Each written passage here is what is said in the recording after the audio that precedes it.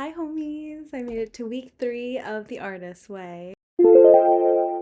Week 3 is about recovering a sense of power. I'm just gonna go over the weekly checklist. How many days a week did you do your morning pages? How was the experience for you? If you skipped a day, why did you skip it? Technically, I didn't do the morning pages, but I ended up journaling because things popped up, and that's not an excuse, but I didn't want to not do them at all. So I ended up journaling at the end of the day, and I did that 6 out of the 7 days. I do really like doing the morning pages in the morning because I feel like it's a nice just brain dump and it leaves me a little bit clearer throughout the day.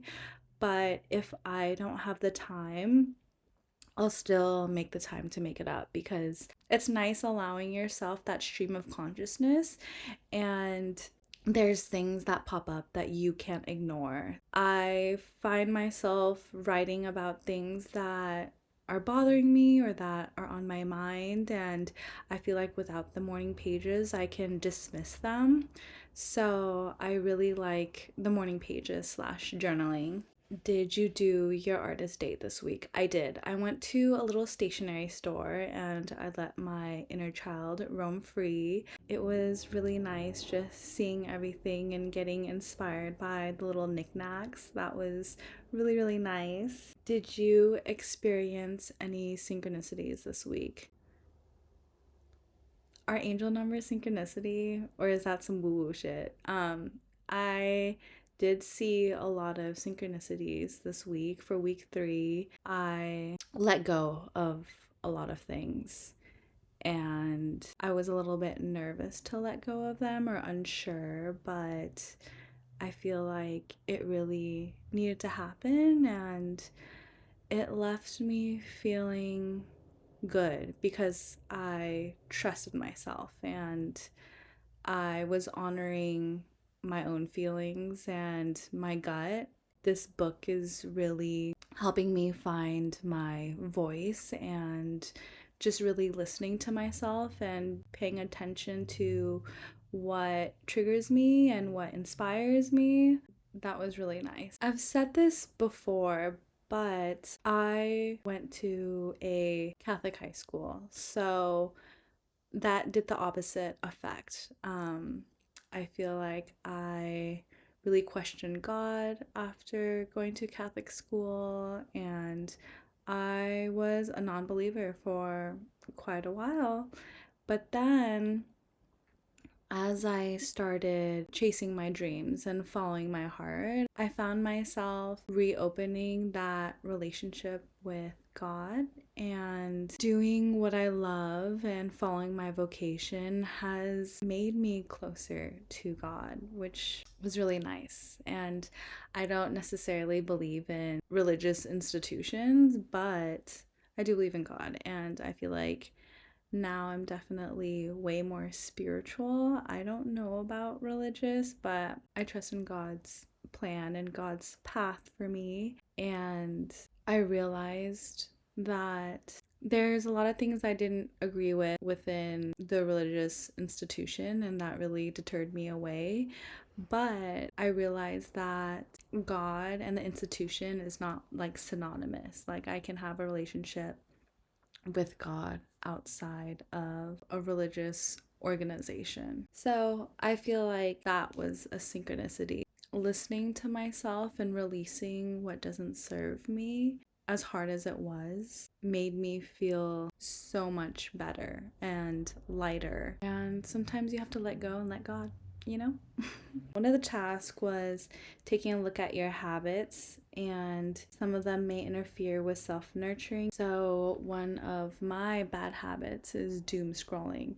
So, now every morning I make it a point for the first hour not to touch my phone. Since social media is a part of my job, I would tell myself that this is for research purposes, but it did nothing. I just felt like I was brain rotting. So that's helped clear my mind. And I didn't realize like how much social media was like an addiction, because I do find myself like tapping the app and wanting to scroll, but I've been really trying hard to create more than I consume. And that is harder than I thought it would be. And if I am to consume, I do want to consume more intentional work. It's not just 5 to 9 second videos, like repetitively.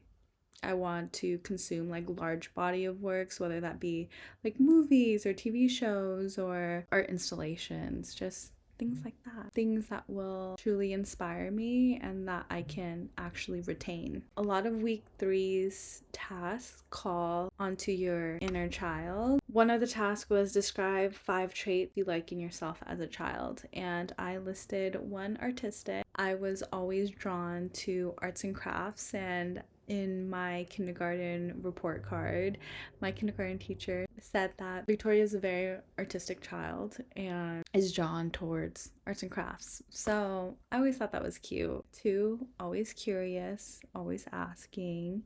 3, compassionate. My stepdad would always say that when I was younger, like even in diapers, I would still worry about my parents and family and always asking if they're okay, if they needed anything. 4 was insightful. Allegedly, I was a pretty insightful child. I would say things that my mom and my stepdad would be shocked that I would say. And number 5 is playful. Loved to play when I was younger. And I think as an adult, I have lost that a little bit. And as an artist, it's so important to play because you need input for there to be output. I personally put so much pressure into myself. There needs to be exploration and there needs to be play for you to create. And I think that's a really good reminder. In this chapter, Julia talks about dealing with criticism. And personally, I love criticism because I want to be better. I constantly want to be better. But there's a difference between criticism and insult, because I had someone that I really looked up to. I asked them for feedback on my work and they said, clearly you don't know anything about anatomy. Like, your piece of art clearly shows that you don't know anything about anatomy. And I was really taken aback because I just felt like that was a jab. If it was a constructive criticism, like, what about this shows I don't know anything about anatomy? Is it the proportions? Is it the depth? What is it lacking? How can I be better? But I feel like a comment like that, I would not consider criticism. But then I've also had constructive criticism from my mentor that I really appreciated, that we would sit down and we would talk about each tattoo that I did and how I could do it better, the tones of shading, how can I get more depth. And I feel like that to me was so useful. So I really appreciated her constructive criticism where it gave me room to grow and make my art better.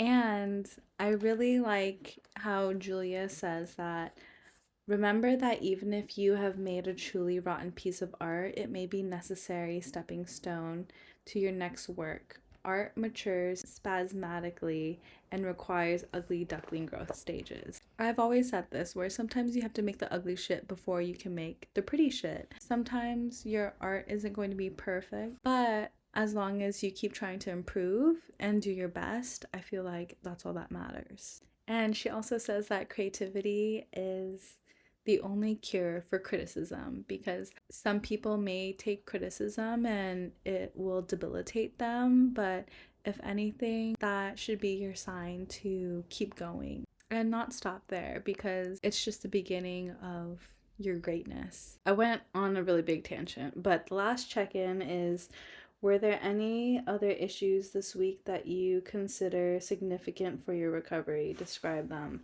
Week 3 took me a while to do. I think it took me a couple weeks to actually complete it.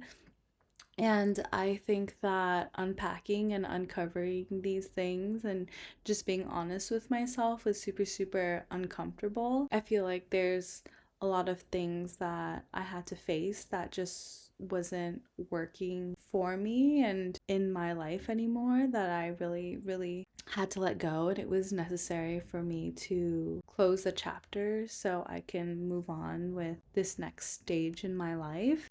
that was really significant for my recovery, and just having the balls to stick with my guns and do what's best for me, even if it is a super hard decision. It's uncomfortable peeling back these layers of yourself and rediscovering yourself. Recovery is uncomfortable because it brings you to a new level of self awareness, and I feel the change. And that is a little scary because it's unknown, but I am really committed to this. I'm excited for what's to come, and I'm excited to honor my inner child, and I'm excited to honor my artist and really trust God in this process. Thanks for tuning in. Do something nice for your inner artist and inner child, and I'll see you next time. Bye, homies.